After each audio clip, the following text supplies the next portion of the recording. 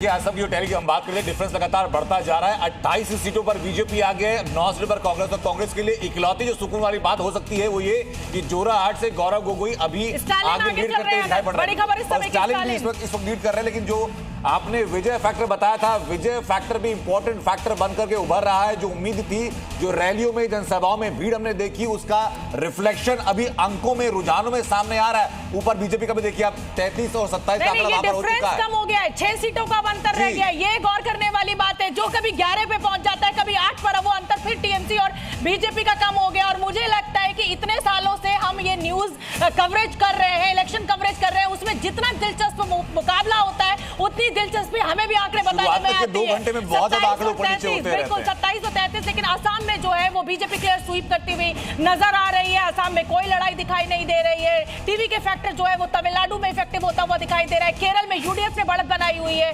कुल मिलाकर ये आंकड़ा 61 सीटों का हमें बंगाल से मिल चुका है। यहाँ पर 27 और 33 की लड़ाई चल रही है। यानी ममता बनर्जी भी मैदान छोड़ने के बिल्कुल मूड में फिलहाल शुरुआती रुझानों में हमें नहीं दिख रही है प्रत्युष। यानी कि ये साफ साफ नजर आ रहा है कि बंगाल में सिर्फ 2 पार्टियों के बीच ही कड़ा मुकाबला था, बीजेपी और टीएमसी। क्योंकि तो देखिए, तमिलनाडु का भी आंकड़ा तेजी से बदल रहा है। केरल की 87 सीटों का रुझान, एलडीएफ 37 पर, यूडीएफ 48 पर। अंतर अभी बहुत ज्यादा नहीं है, लेकिन 9 सीटों का लगभग अंतर केरल में भी दिखाई दे रहा है। और देखिए 51 सीटें हो गई है जब तक हम आंकड़े पढ़ रहे हैं। असम की लखीमपुर सीट से बीजेपी आगे चल रही है। लखीमपुर से बीजेपी के मनाब डेका आगे चल रहे हैं। 30 और 20 का ये अंतर यहाँ पर प्रत्युष। जी हाँ, 50 सीटें इस वक्त 51 सीटें हो गई। 51 सीटों का रुझान आपके सामने। 1 सीटें अदर्स के खाते में जाती हुई रुझानों में नजर आ रहा है। वो अदर्स कौन है, वो कौन सी पार्टी है जिसके खाते में ये सीट जा रही है? क्योंकि ये देखना होगा कि क्या इस बार अदर्स 2021 के चुनाव के बनिस्बत 2026 के चुनाव में क्या कुछ सीटें निकाल पाते हैं? क्या कांग्रेस का खाता खुलेगा,